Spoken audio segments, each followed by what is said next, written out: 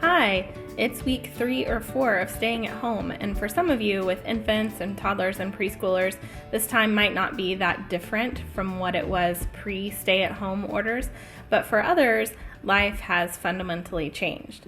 Both parents are at home all the time, and your kids aren't attending any type of preschool or childcare at all, and we're not even going to church, which is usually the one place that you can rely on to be open on a weekly and consistent basis. But compounding this change is the fact that it happened fairly abruptly for most of us without a lot of time to prepare our young kids or even prepare ourselves. And I've heard from a couple different sources just in the past few days and from my own experience, I've learned that this week could be a rough one for emotions. The newness is kind of worn off and we don't really see the end in sight either. So some big emotions start to appear, maybe not just from kids, but also from adults too. So what do I mean when I say big feelings and emotions in young kids? I mean, we might see meltdowns, some aggression, crying, whining, even bedwetting or reverting back to earlier developmental behaviors, like if they've just started to learn to walk and now they've gone back to crawling, just neediness or trouble sleeping, or unable to separate from parents and caregivers. So what are some things that you can do to help? First of all, don't fear those big emotions. Kids are human, made in God's image, and He made us all with those feelings for a reason. You can read through the Psalms and see big feelings everywhere, so we know that they come from the Lord. But rather look at those emotions as a teaching opportunity, both as a teaching opportunity, but also an opportunity to point them to Jesus even at a young age.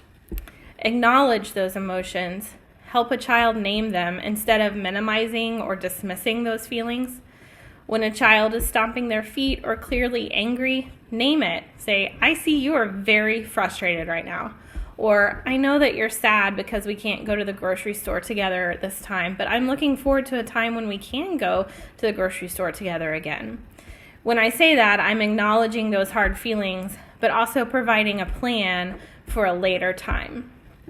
Next, you can also teach ways to deal with big emotions. Both at home and in my classroom, I have always taught breathing techniques. A great one is the birthday cake technique. You stick out your hand and pretend that this is a birthday cake and you have 5 candles, and you blow out each candle with a really deep breath, one at a time. And you can do both hands if necessary, and you can even repeat it again if you need to. Another thing you can do is teach deep breaths by teaching belly breathing. That's sticking your hands on your belly and making your belly breathe in and out really deep. If you want to teach that before your child is in a distressing situation, you can do belly breathe in a song with Elmo and Colby Calais on YouTube. It's really fun and catchy, and it helps teach that breathing technique.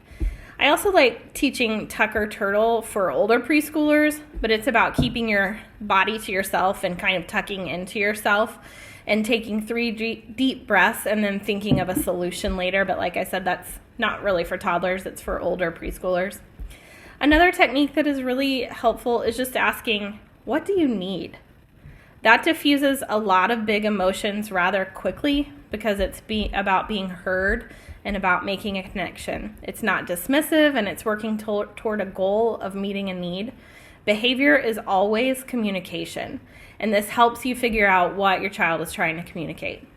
And then sometimes a big hug will just do the trick, and joining your child can help diffuse that situation really quick. Even in my classroom, when I was a teacher, sometimes I would have toddlers sprawled out on the floor really upset. Sometimes if I just joined them on the floor for a second, that would kind of diffuse that situation and help build a good connection, and we can move on from those big emotions that are disruptive.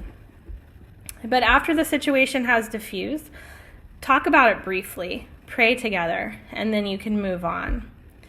But also, take care of your own big emotions too. Somebody called me the other day and asked what I was up to, and I was literally sitting in timeout. I had put myself in timeout on the porch because I just needed a minute to calm myself down because I could not handle another question or manage another need. And I know we all feel like that at some point. So I just took a break.